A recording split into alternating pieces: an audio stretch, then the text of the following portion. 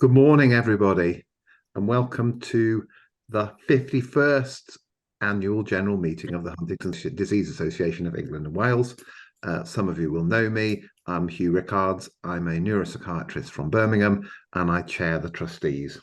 I'd like to echo Hugh's welcome. It's lovely to have so many people here, and also echo our disappointment that this isn't an in-person event, but one of the positives is it's given opportunity for lots of other people to attend. So I hope that you get a lot out of the meeting, but it would have been really nice to see you in person.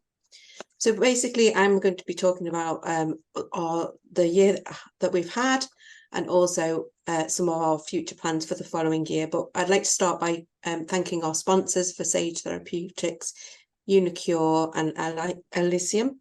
And you can find some more information about Sage and Unicure on our website. So thank you very much to them for making the event possible.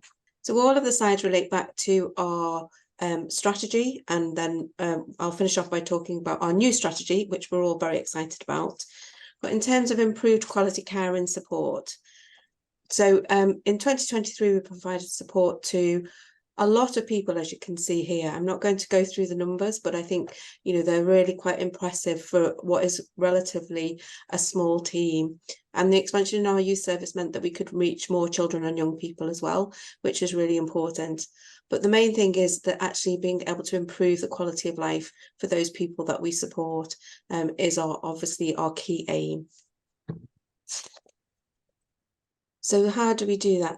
So one of our things that have grown this year is our Quality Assured programme. And this is basically a kite mark, if you like, for nursing homes, where they have to meet really high and rigorous standards about how they provide support to people with Huntington's disease. And this came about from the community, where people were trying to place people in care homes and care home placements were failing. And it was just really not a great situation. So we've developed this scheme, and I'm pleased to say that over the last year, this has grown considerably. And you can see that the homes that are accredited, and we're constantly being asked by other homes if they can go through that accreditation process. So my thanks very much to the team who have taken this on. And accreditation lasts for 2 years. After that time, they have to apply to be re-accredited and meet similar but not quite the same standards. So it is constantly assessed. And in our events, well, we had lots of events this year. Again, lovely to get back to some in-person events. Some we organised ourselves and some we organised with other people, like the support group on the Isle of Man. It was brilliant to get back to Juvenile Huntington's Disease Weekend in person. And I think you can see by the quote how much that means to people. But we also were able to offer some other different things. So our first aid course for carers was really popular, and our Family Voices webinar series, which was really people talking about their own experiences, so the community's voice about what it's like living with Huntington's disease. As you may be aware, we have a welfare grants programme, and this offers direct financial support through welfare grants to help improve people's quality of life, increase their independence or reduce risk. And over the last year, we've awarded just over £10,000 in 40 grants. And all of these grants were for people who were symptomatic of Huntington's disease. One of the really exciting developments in the last year has been the appointment of our Public and Policy Affairs Manager. And that's really been able to help us focus on some key things that the community have told us that is really important.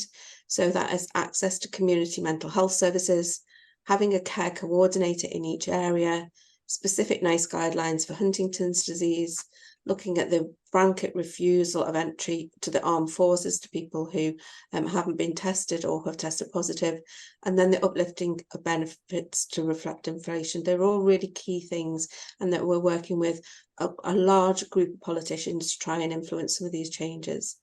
And Hilary Benn, he became our champion, and he held an excellent debate in Westminster Hall, and a lot of spin-offs of that, one of which Helen Whately, the Minister for Health and Social Care, lobbied NICE and NHS England on our behalf. So people right at the top kind of lobbying specifically for the community, which is just amazing.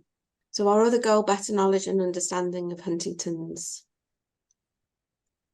Again, I won't go through the figures, but you can see that we're working with a massive amount of professionals across different disciplines, doing lots of training.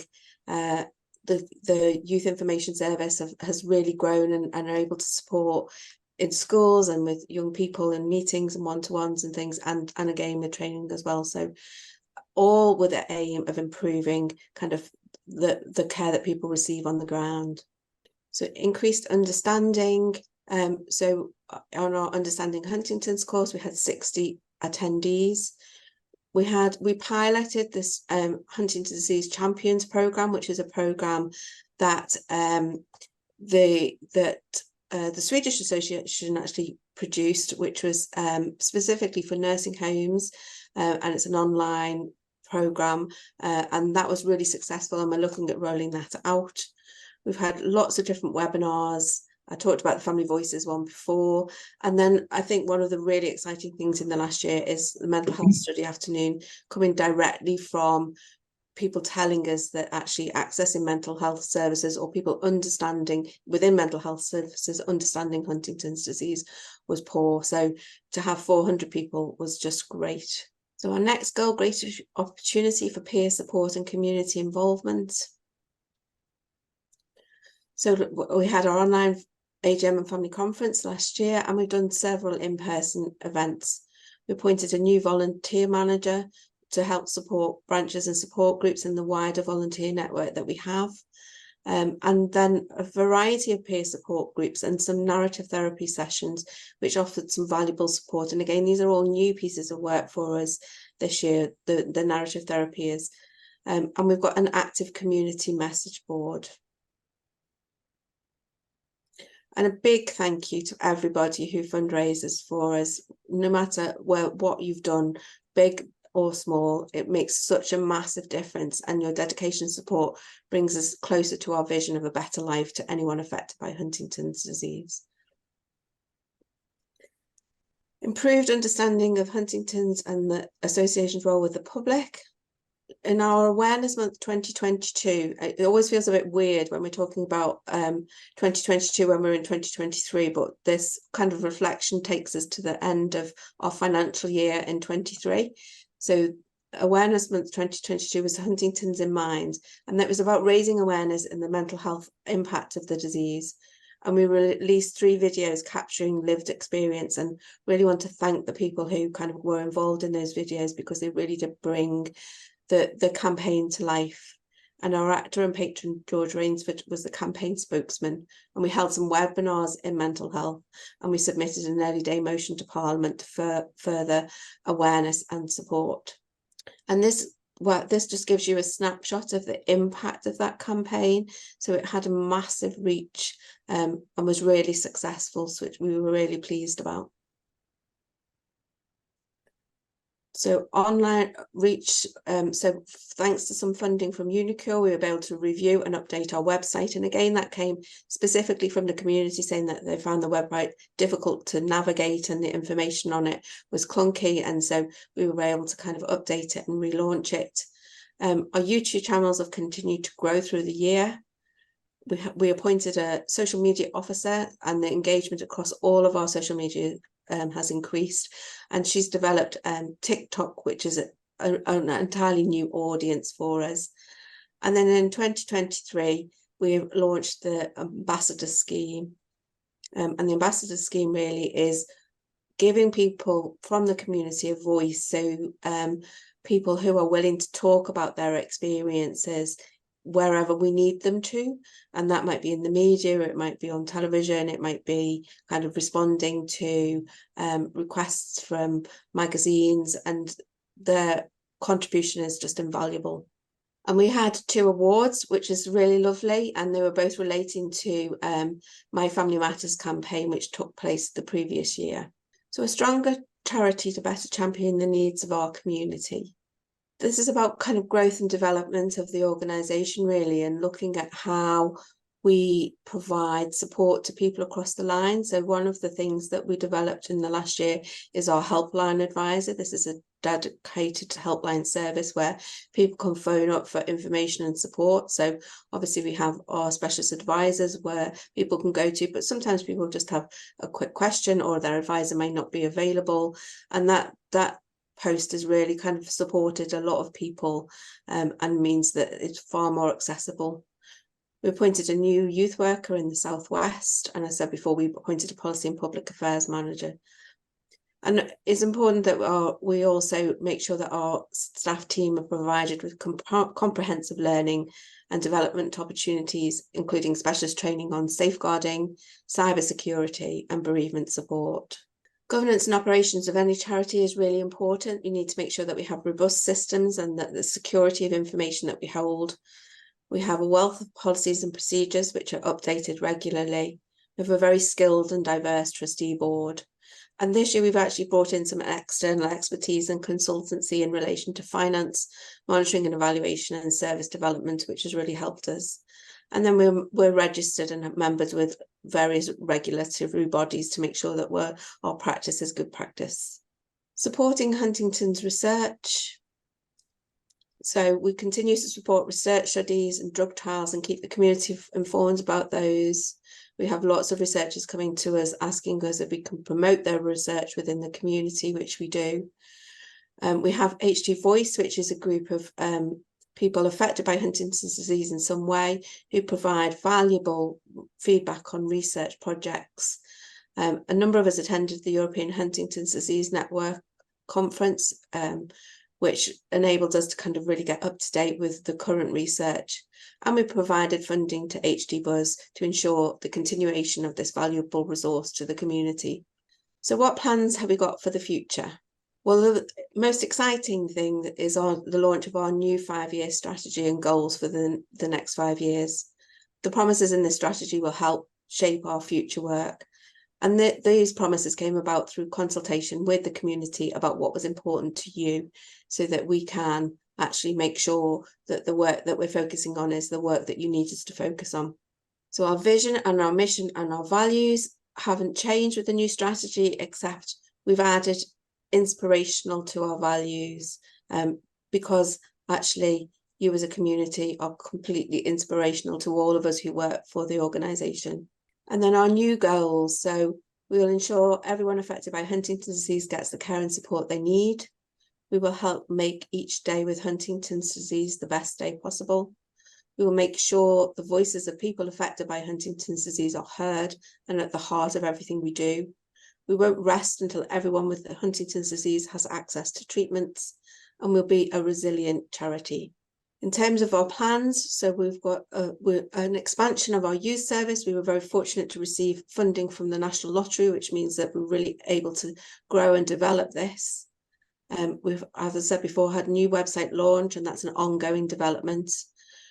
The partnership working with policy and decision makers is a massive growth area for us as a charity, and that will continue in the following year.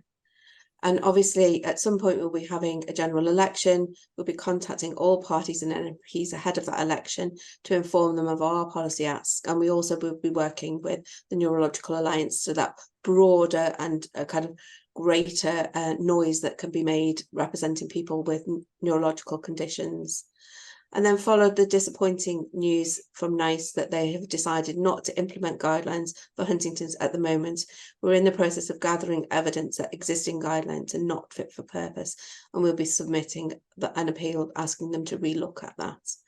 And then I'm going to hand you over. One of the other kind of really exciting things that we've got is one of our trustees is undertaking a PhD, which she's now going to tell you a little bit about. I'm going to hand you over to Cathy. Thanks, Cath. Yes, very briefly, because Cath's only given me a short period of time. So I'm a nurse, and for the last 20 years of my working life, I was manager of 2 nursing homes, Purton Grange in Worcestershire and finally Stanley House in Herefordshire, which I set up with my husband and 2 friends. In both homes, we developed specialist neurological services with the help of Professor Hugh Rickards and his team, and with lots of support and guidance from the Huntington's Disease Association. Over the years, I have supported many families and individuals with Huntington's disease at a time in their lives when things have become very challenging for all concerned. And we had to make many tough decisions and choices together. I didn't always get that right, but always I hoped to learn and craft a better service for everyone who lived and worked with me in the homes. When I retired in 2017, I became a trustee for the charity and have remained one ever since. Amazingly, this year, I was presented with the opportunity to embark on a PhD in Huntington's disease, looking into my specific area of interest. And I'm studying at the University of Leicester and looking, and Sarah Gunn, who is going to be speaking to you later, I think, is one of my supervisors. And what a PhD asks of a student is to look at all the available research and look for any gaps in any of the knowledge and discover a new idea and that can advance the understanding of that subject. And because of my work history and the many people and families that I met along the way, I chose to look at what articles were available regarding what you as individuals and families and carers and the professionals that support you have shared over time, and what you felt you wanted for your care at the period that I am experienced in, which is in nursing homes. If you were to Google Huntington's disease, or if you were to put Huntington's disease into a database, a research database, you're going to get tens of thousands of articles. And these mostly relate to the gene and gene therapy and possible treatments, which are essential, of course. But if you search experiences and perceptions surrounding advanced planning discussions or the choices and decisions that you have to make at the point in your life where I have worked and met people, you get about 15 on the entire databases. It's a very small and narrow area of research this far. Whilst we need ongoing research into treatments and the cure most urgently, there's no doubt about that. All of you or most of you are living with the disease now and are considering or even fearing a future where the decisions that I'm looking at may need to be made. And this is the area that I've worked in for 20 odd years, and the area that I want to make some changes. So in the few articles that I found, some themes emerged. Firstly, that people with Huntington's disease and their families are frustrated at having to find out information for themselves. They feel that they've got to churn through things to get that information, and that information is often conflicting what you can find.